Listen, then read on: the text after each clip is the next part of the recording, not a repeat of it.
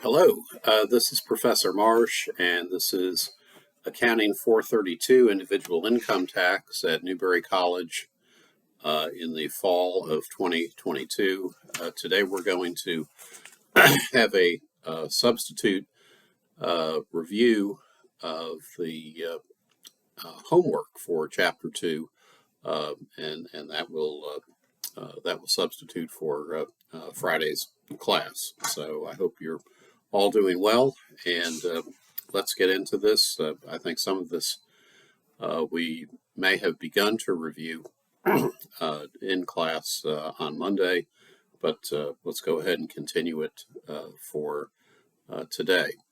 So if you'll take a look at your homework, and I have reviewed your homework and certainly have seen that most, if not all of you, have done a credible and creditable job in attempting to answer the many, I think there were 13 assigned questions, either discussion questions or some of the problems that are in the materials for Chapter 2. But I think a few of you went off track on some of the answers, and so I'm going to tell you what my answers are, and then if you disagree with my answers, certainly you can send me an email or grab me in class sometime and tell me where you think I've gone astray. So the first question was question number 1. Name 3 factors that determine whether a taxpayer is required to file a return. And for individuals filing Form 1040, that is 1, filing status, 2, gross income, and 3, age. And this is the answers to these questions are right out of the textbook. So really, it's I always think some of these, the questions are a little bit of a scavenger hunt, where you can perhaps as you're reading the materials in the chapter, maybe sneak a look back at the assigned homework as you're reading, and it'll help you focus and read more deeply the parts of the chapter that the homework is asking about. So, okay, so that's number 1. And then number 2, Benita is concerned that she will not be able to complete her tax return by April 15th. Can she request an extension to file her return? And of course, yes, she can. And by what date must she do that? And the extension requests have to be filed by the original due date. In other words, that would be April 15th by law, but there are many exceptions. If the due date falls on a Saturday, Sunday, or a holiday, it is extended.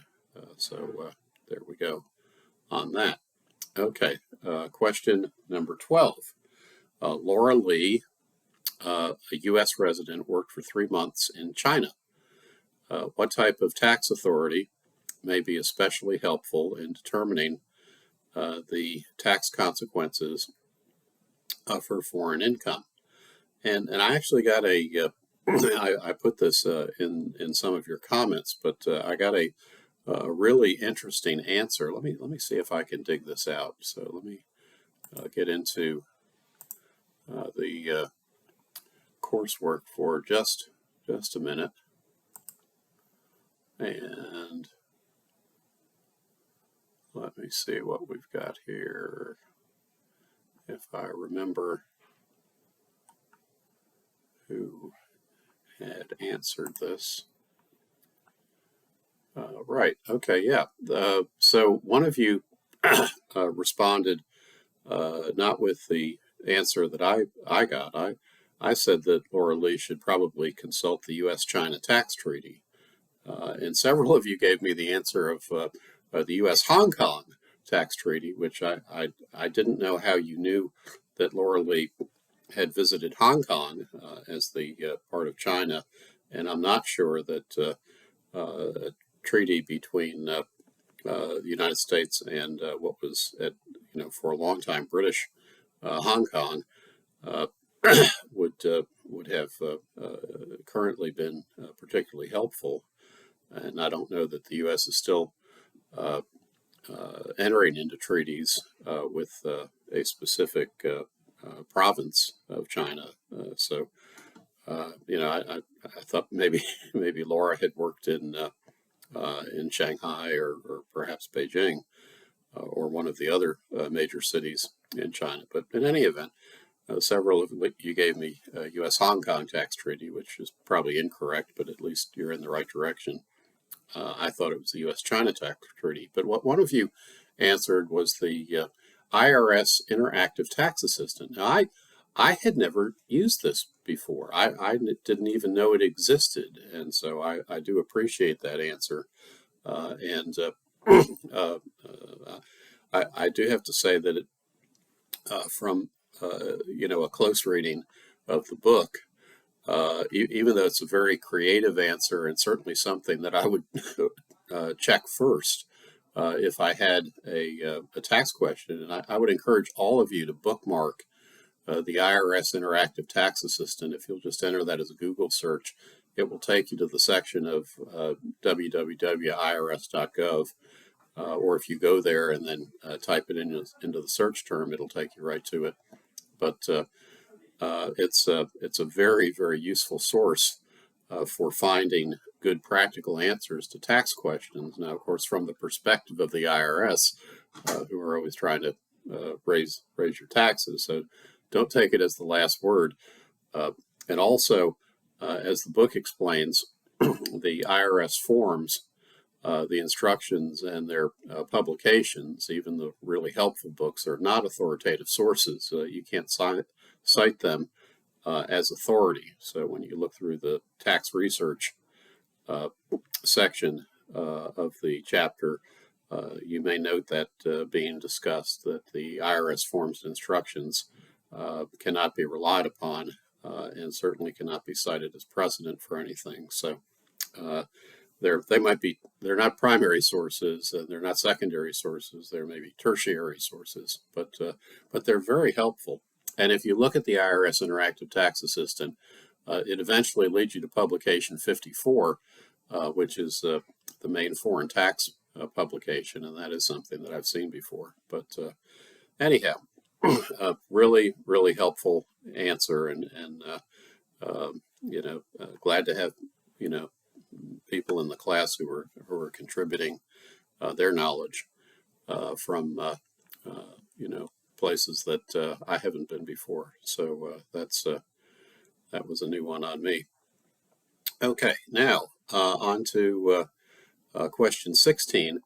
Tyrone recently read a regulation that Congress specifically requested IRS to issue. What type of regulation is this? Well, that's a legislative regulation, which could be compared to an interpretive regulation or a procedural regulation. And typically, legislative regulations are ones that are considered to have more authoritative weight compared to other regulations, because basically Congress is saying, look, we know what we want the law to do, but we don't know exactly how to write it. IRS and Treasury, you're the experts on taxation. You write the rest of this law for us through the regulatory process. And there's a certain process that happens when regulations are issued. They're issued typically either as temporary regulations. Temporary regulations can't last longer than 3 years, although they can still be cited even if they're no longer. They can be cited, perhaps as an expression of what the IRS and Treasury's thinking is, and certainly they have expertise. They can be issued as temporary regulations, or they can be proposed regulations. And proposed regulations are published in the Federal Register. They are commented on. There's always a comment period. Sometimes there are hearings, administrative hearings on these regulations before the service. And Treasury, I actually testified at one of those hearings back in the 1990s when there were new regulations on Section 1031 like-kind exchanges. So I testified on behalf of the American Bar Association at the regulatory hearing on those regulations, and actually got my picture in, I think, tax notes or something like that. So anyhow, the book also tells you that even though the legislative regulations are considered to have more authoritative weight than other types of regulations, the Mayo Foundation case, which was a Supreme Court case in 2011, held that all Treasury regulations are entitled to deference. And so deference doesn't mean that you have to follow them if they're dead wrong, but certainly they may have the presumption of correctness unless there's something about them that doesn't follow the statute or perhaps conflicts with a prior Supreme Court case or something like that. So anyhow, that's question number 18. Then question 18 asks, what is stare decisis? Stare decisis, and how does it relate to the Golson rule? Well, stare decisis is the rule about basically precedent, and particularly when you have another case that comes up that is governed by a prior case. And so a court will rule consistently with its prior decisions and the rulings of higher courts with appellate jurisdiction over their rulings. So a court has an obligation to rule consistently with its prior decisions and the rulings of higher courts with appellate jurisdiction. Now, sometimes courts change, and sometimes they change their mind, and sometimes the court, which had certain judges, when a case comes along in the future, has different judges. And so stare decisis is not always followed. And sometimes the appellate courts will remind the lower courts that they weren't supposed to overrule that case. And so you'll see that sometimes. The Golson rule is actually a rule of the U.S. Tax Court, and it provides that the tax court will abide by rulings of the circuit court that has appellate jurisdiction for that its for its decision. So the tax court is a national court, but appeals from the tax court go up to the various circuit courts depending on the residence of the taxpayer involved. So cases in South Carolina, for example, that go to the tax court, to the national court, are typically heard they're heard in the court that the taxpayer specifies as being most convenient. You're actually allowed to pick where you want the case to be heard. So you could pick Washington, D.C., or you could pick a tax court location that is in your state, or perhaps one that's close to your state. So in North Carolina, we would go to Winston-Salem, and in South Carolina, we would go to Columbia, were typically the venues that we would pick. And various judges go from place to place, and they get to pick where they go by seniority. So I guess the most senior judges typically go to Honolulu, and the maybe the less senior judges come down here to the south, or perhaps they come down here if they like the food or whatever. But so the cases from South Carolina, North Carolina, the two Virginias, and Maryland go to the Fourth Circuit, which I believe is in Richmond, and so that's where the tax court handling a case for a South Carolina taxpayer would have to consider whether there were rulings on that issue in the Fourth Circuit and abide by that precedent. Okay, question number 45. And this is about our friend Ahmed.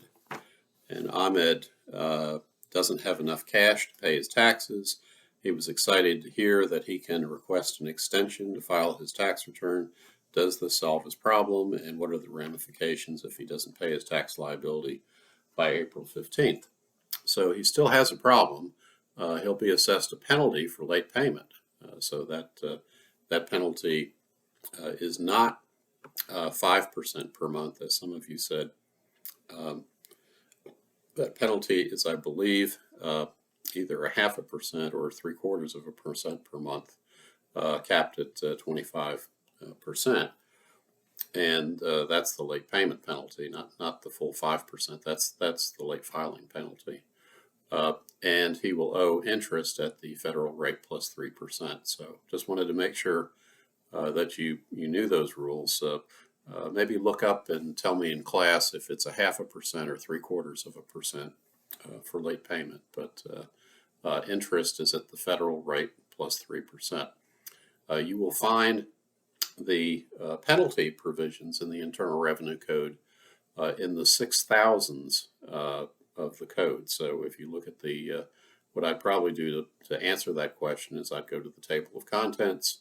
Well, I'd probably Google it first. That's probably the easiest thing to do. But if I was looking at a paper copy of the book form copy of the Internal Revenue Code, I would go to the table of contents, find the penalty section, and look at the look for the late payment penalty and see what it is. Okay. Okay, number 50.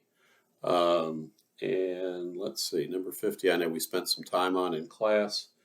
This was the question about the due date for the returns, and we had a long discussion about the various exceptions to April 15th. So April 15th is the traditional day for filing the individual 1040. So LaToya, let's see, would have she'd have a tax return that she filed on February 10th, but the statute of limitations doesn't begin to run until the later of the date she actually files her return, the February 10th date, or the due date for her return, including any extensions. And so no information in the problem about any extensions. So we have to say, let's see, is it April 15th? Well, in 2022, in this year, it was not April 15th because April 15th was a holiday in the District of Columbia. And so that District of Columbia holidays affect every state. And so that kicked the filing deadline from Friday, from Friday, April 15th, until the next day that was not a Saturday, Sunday, or holiday. So it kicked it back to April 18th, which was a Monday. And that was the due date for LaToya, unless she lived in the states of Maine or Massachusetts, which celebrate Patriots' Day on April 18th. And so in those two states, LaToya would have had until April 19th, Tuesday. And then 3 years is the statute of limitations for that. So that would mean that in 48 of the states and the District of Columbia, LaToya statute of limitations would run on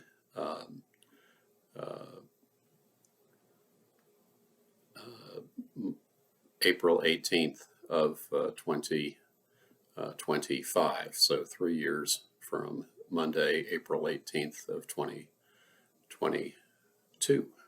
And the statute of limitations can expire on a Saturday, Sunday, or holiday. So the statute of limitations can't begin to run on a Saturday, Sunday, or holiday, but it can certainly expire over the weekend or on a holiday. So, okay, that's it for LaToya and her statute of limitations. Let's go on to question 55, which was the taxpayer Campbell, whose return was audited because that should be he or her, perhaps, I don't know.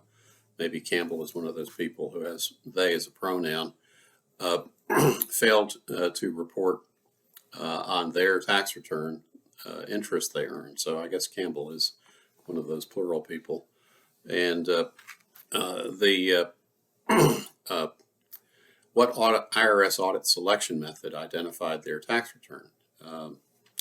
It strikes me as terrible grammar, but anyhow.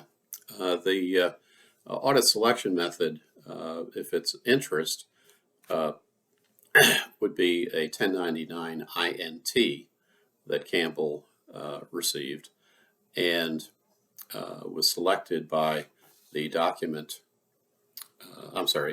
information matching program. So that's how Campbell's return was picked up for audit by the IRS.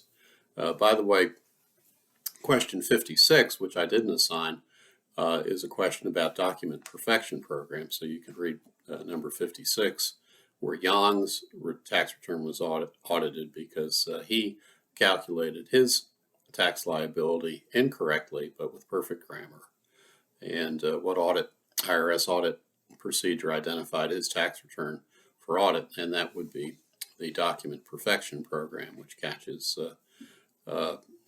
math and other errors using the wrong form, things of that nature. Okay, question 57. The DIF was used to pick up Randy because he had too many itemized deductions 2 years ago, and that's a more complex program that detects returns that have a high potential for adjustments. That's DIF. Discriminant function that used to be called discriminant integer function, not discriminant index function, as at least one of you mentioned. Okay, considerations. Reappeal. This is just what I had listed for number 58. I had a lot of them. One was cost benefit. Another was, does the taxpayer have the ability to pay? Would an offer in compromise be better, or an automatic payment plan? There's a limit on the dollar amount, but you can get a short-term automatic payment from the IRS for deficiencies of $100,000 or less. And you can get a long-term automatic payment program, which is longer than 6 months, for $50,000 or less. Does the taxpayer have any other issues or weaknesses with the tax return that the more sophisticated appeals officer might raise? That was number 3. Number 4, how good is the taxpayer's negotiating position? Appeals officers have the discretion to concede or compromise issues that revenue agents don't have. So that was the 4th consideration. And then 5 is, do we need to go through an appeals conference to exhaust our administrative remedies before we get to tax court? Because we have to exhaust our administrative remedies in order to keep, in order to be able to keep the burden of proof on the IRS under the Taxpayer Bill of Rights Acts that came out of the 1990s. So that allowed the taxpayer to keep the burden of proof on the IRS as long as they took advantage of all administrative remedies, and then also had presented credible evidence that supported their position. And are there any cases on this issue in this circuit? I'm not sure that whether you have to go through an appeals conference has been treated as a required administrative remedy. So I'd want to check on that and research that just to make sure that's required in order for us to keep the IRS on the defense. Question number 80 is next to last. That is Sasha owes additional tax imposed in a recent audit. In addition to the tax, will they, Sasha is also plural, be assessed other amounts? If so, how will these amounts be determined? And there'll be interest and penalties if there are any penalties, and and they'll be assessed from the date that the taxes were due. And then Maurice has the client who is a little shady and wants to know the odds of the IRS finding out about his cash transactions not reported on a tax return. Maurice has to be concerned about possible criminal liability and civil liability for himself. There are potential preparer penalties and possible criminal liability, not just for the civil penalties and criminal penalties, not just for the client, but also for Maurice if he participates in this return with unreported cash income.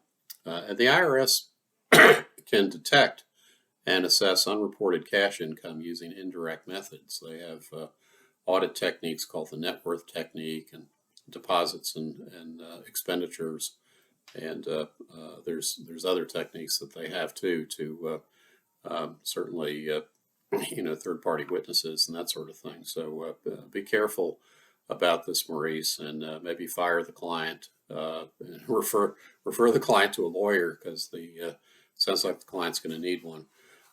But that's that for chapter 2. So with all of that, I hope you have a good weekend, and we will hopefully see you again soon next week. Remember that Monday, Labor Day, is a holiday, so I'll see you on Wednesday. Have a great day.